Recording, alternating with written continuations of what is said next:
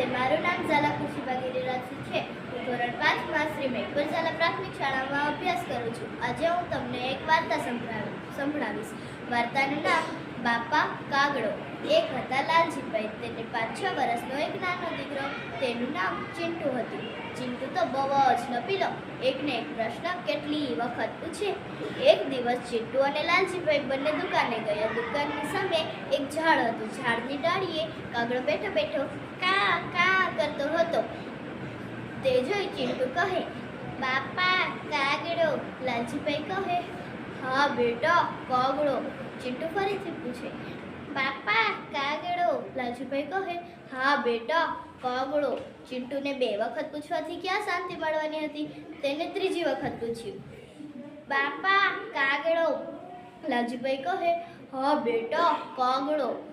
જેમ જેમ ચિંટુ બોલતો જાય તેમ લાલજીભાઈ એક ચોપડીમાં લખતા જાય. છેલ્લે જોયું તો ચોપડીમાં 100 વખત લખેલું હતું. તો લાલજીભાઈએ વિચાર્યું, લાવો ને આ ચોપડીને સાચવીને રાખી દઉં, ભવિષ્યમાં ક્યાંક કામ તો આવશે ને. તેમ વિચારી લાલજીભાઈએ એક દફતર મગાવી તેમાં ચોપડી સાચવીને રાખી દીધી. ઘણા વર્ષો વીતી ગયા. ચિંટુ તો જુવાન થઈ ગયો અને લાલજીભાઈ તો ગરઢા થઈ ગયા. લાલજીભાઈ અને ચિંટુ એક દિવસ દુકાને ગયા. દુકાનની સામે તે જ ઝાડ હતું. ઝાડની ડાળીએ કાગડો બેઠો બેઠો કા કા કરતો હતો. તે જોઈ લાલજીભાઈએ વિચાર્યું, લાવો ને ચિંટુની પરીક્ષા લો. તેમ વિચારી લાલજીભાઈએ ચિંટુને પૂછ્યું, બેટા કાગડો. ચિંટુ કહે, હા બાપા કાગડો. લાલજીભાઈ ફરીથી પૂછે, બેટા કાગડો. ચિંટુ કહે, હા બાપા કાગડો. લાલજીભાઈએ ફરીથી પૂછ્યું, બેટા કાગડો. ચિંટુએ ગુસ્સે થઈ મનમાં વિચાર્યું કે આ ડોસાને કંઈ કામ જ નથી પોતે કંઈ કામ કરતો નથી, મને કરવા દેતો. બાપા બેટા કાગડો કર્યા કરે છે.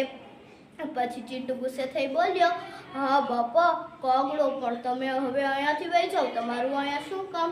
લાલજીભાઈએ તો તે જૂનું દફતર મગાવ્યું અને તેમાંથી ચોપડી ચિંટુને દેખાડી અને કહ્યું, જો બેટા, તું નાનો હતો ત્યારે તે મને 100 વખત પૂછ્યું, પણ મેં તને સરસ રીતે જવાબ આપ્યો. પણ મેં તને 3 વખત શું પૂછી લીધું? તું તો ગુસ્સે થવા લાગ્યો. ચિંટુ કહે, સોરી બાપા, હવે આવું કોઈ દી નહીં થાય, મને માફ કરી દો. આ વાર્તા ઉપરથી આપણને એ શીખવા જડે છે કે આપણે આપણાથી મોટાની કદર કરવી જોઈએ. આભાર.